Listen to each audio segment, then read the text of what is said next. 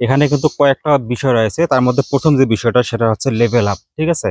অর্থাৎ আপনি গত ৭ দিনের ভেতরে আপনার এই আইডিতে আপনি কতগুলো স্টোরিজ দিয়েছেন, আপনি কতগুলো লং ভিডিও দিয়েছেন, আপনি কতগুলো রিলস দিয়েছেন এবং কতগুলো আপনি পোস্ট দিয়েছেন, ঠিক আছে? সবগুলো কিন্তু এখানে শো করবে। পাশাপাশি আপনার গত ৭ দিনের ভেতরে, ঠিক আছে?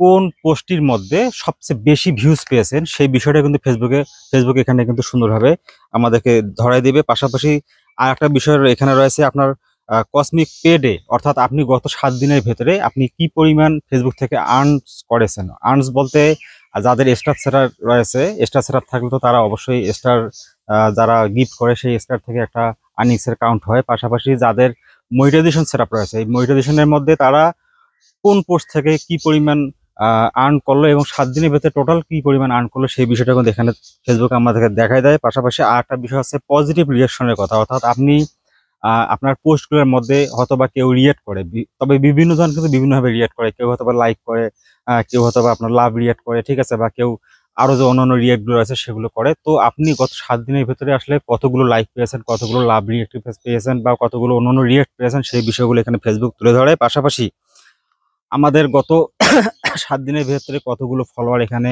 আমরা অর্জন করলাম বা টোটাল আমাদের কতগুলো ফলোয়ার আছে সেই বিষয়গুলো হ্যাঁ ফেসবুক তুলে ধরে। তবে এইখানে একটা গুরুত্বপূর্ণ তথ্য রয়েছে, আমাদের গত ৭ দিনের ভেতরে যে ফলোয়ারগুলো আমাদের পোস্টগুলোতে আসে, রিঅ্যাকশন দেয়, কোন দিন আপনার সপ্তাহে ৭ দিনের মধ্যে কোন দিনটা সবচেয়ে বেশি আপনাকে ফলোয়াররা বেশি ফলো করে বা অনলাইনে থাকে এবং আপনার পোস্টগুলো দেখার চেষ্টা করে সেই বিষয়টা আমরা সুন্দরভাবে এখানে বুঝতে পারবো।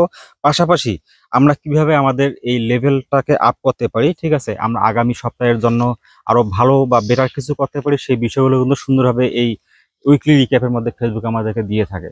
তো আমি আসলে এইটা করার বা এই ভিডিওটা করতেছি একটা অন্যতম আমাদের উদ্দেশ্য রয়েছে বা আমার একটা উদ্দেশ্য রয়েছে, কারণ আমরা একটা আইডি থেকে যখন আমরা সবকিছু ইনসাইডের মধ্যে দেখি, সব আমাদের আইডিয়াগুলো কিন্তু গ্রো আপ হয় না। তো আমরা যদি উইকলি রিক্যাপটা দেখি, তা যদি প্রত্যেক সপ্তাহে ভালো করে ফলো করি, তাহলে আমার বিশ্বাস, ঠিক আছে, আপনি আপনার পোস্টগুলোর ভেতরে বা আপনার আইডি ভেতরে যে পোস্টগুলো দিচ্ছেন সেখানে কোথায় কোন ধরনের লেগিংস গুলো করতেছেন বা আপনার কোন ধরনের পোস্টগুলো বেশি হাইলাইটস হচ্ছে সেই বিষয়গুলো আপনি অবজার্ভ করতে পারবেন।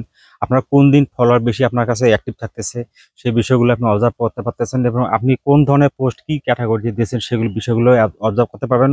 প্লাস এখান থেকে আপনি একটা ভালো ভিউজ পাবেন, ঠিক আছে? আপনার মেমোরির মধ্যে একটা ভালো তথ্য চলে আসবে এবং আগামী সপ্তাহে আপনি আরো বেটার বা ভালো কিছু করার জন্য কিন্তু আরো উৎসাহিত হবেন। পাশাপাশি আপনার আর্নিংস এর বিষয়টা আমরা কিন্তু আসলে সহজে বুঝতে পারি না আপনাদের কোন সপ্তাহে কি পরিমাণ আর্নিংস হচ্ছে। তো এই আর্নিংস গুলো আমরা সহজে বুঝতে পারবো এবং সহজে কিন্তু আমাদের আইডি গুলোর গ্রো করে নিতে পারবো। তো আশা করতে যে ফেসবুক আমাদেরকে যে নতুন করে যে এই যে অপশনটি দিয়েছে, ঠিক আছে? এই উইকলি রিক্যাপের অপশনটি, এটা অত্যন্ত একটা ইফেক্টিবল একটা অপশন। সো এই অপশনটা যদি আমরা মোটামুটি প্রত্যেক সপ্তাহে ভালো করে একটু লক্ষ্য করি বা অবজার্ভ করি, তাহলে এখান থেকে হয়তোবা ভালো বেনিফিট আমরা আমাদের আইডিটা দিতে পারবো। তো আশা করি যে বিষয়গুলো আমি উপস্থাপন করলাম আপনারা বুঝতে পারছেন। যদি বুঝে থাকেন তাহলে অবশ্যই লাইক করতে ভুলবেন না। ধন্যবাদ সবাইকে।